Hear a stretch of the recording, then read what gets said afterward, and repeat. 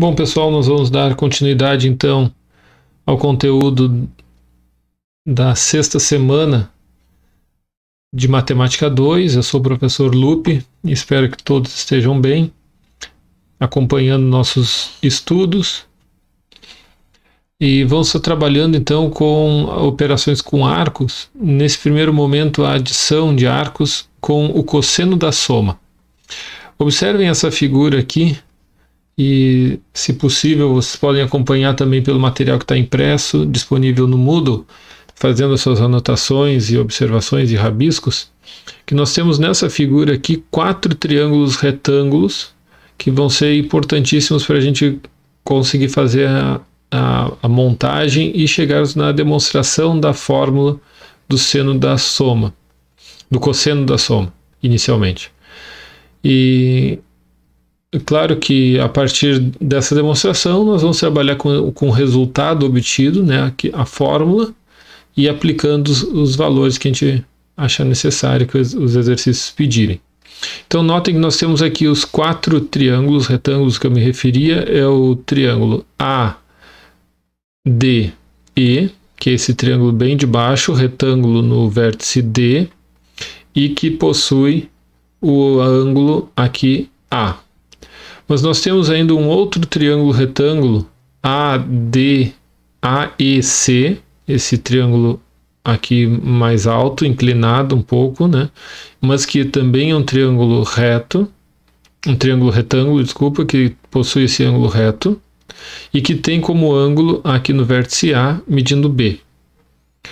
Nós temos ainda um triângulo pequeno aqui em cima, né, que é o triângulo CFE, também triângulo retângulo, possui o ângulo reto, e aqui no vértice C ele possui a mesma medida do ângulo A aqui de baixo.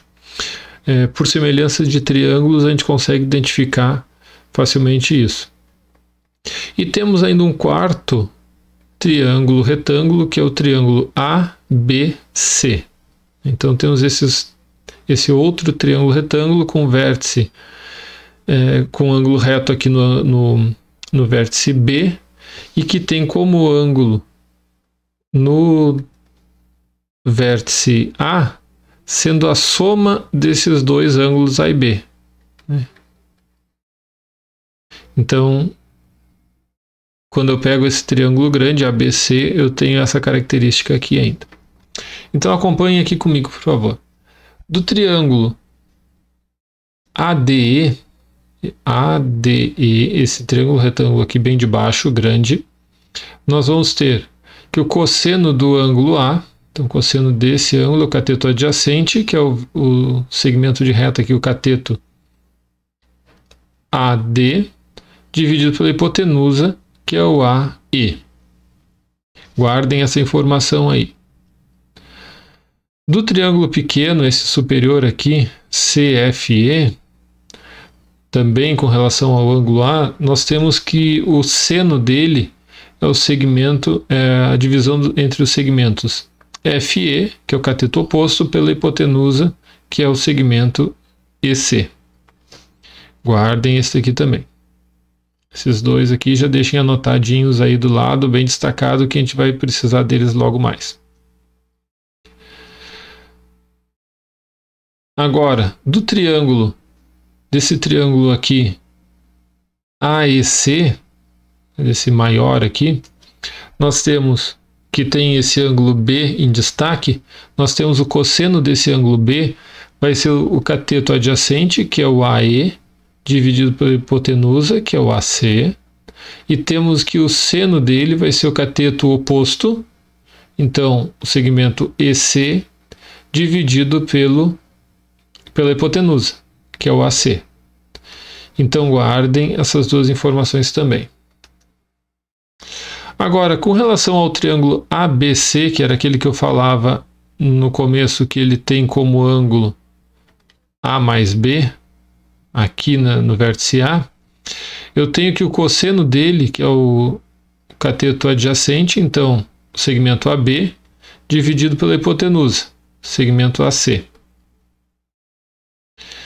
Agora, o que é importante a gente destacar? Que o segmento esse segmento que vai do A até o B, ele é o todo, ou seja, o segmento AD, tirando essa parte aqui da ponta, que é o segmento BD. Então, é isso que está sendo levado em consideração aqui, que o segmento AB, ele vai ser a diferença entre o maior, tirando a ponta, vai ficar ele. Aqui eu deixei num rascunho lateral aqui aquelas 4 informações que eu tinha pedido para vocês deixarem destacados, que nós vamos usar ela daqui a pouquinho. Notem que esse segmento BD aqui, ele é congruente, ele tem o mesmo tamanho que o segmento FE aqui de cima. Assim, a gente pode concluir que o cosseno de A mais B vai ser o todo, que é o AD, tirando essa partezinha aqui que a gente tinha comentado antes, que é o segmento BD, ou, já que são iguais, o segmento FE. Com isso, eu posso separar aqui as frações, né, pela a divisão aqui, fazendo a subtração das duas frações. E aqui a gente vai fazer um procedimento algébrico, que é multiplicar essa primeira fração por essa divisão aqui.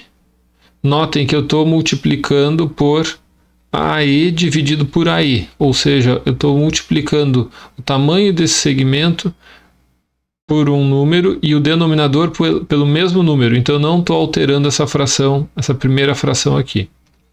Na segunda fração, da mesma forma, eu também vou multiplicar, só que agora eu estou multiplicando por EC, em cima e embaixo. Então, eu não altero a fração, não altero nenhuma das duas e elas continuam se subtraindo.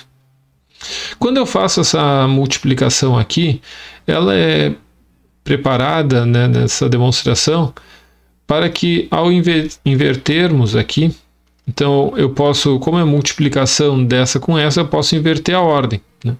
Então eu posso ficar com AD que multiplica o AE dividido, e aí então notem que ficou invertido aqui, que é o AE dividido pelo AC.